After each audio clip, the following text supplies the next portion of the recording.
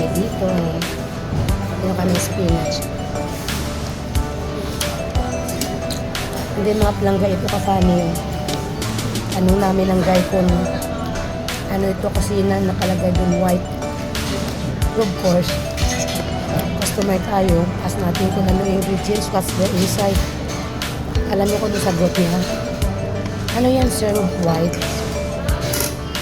Anong white, sir? White. Anong sabi sabihin yan? Kunti na? Gusto ko sana kung white sand o white sugar o ano. O baka white sugar. Bilagay sa tinap. Kasi white lang itong kalagay. Kung ano nakalagay white.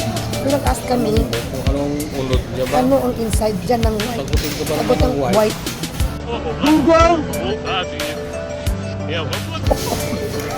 Kulang na lang sa sagutin. Ano white sand? White sugar?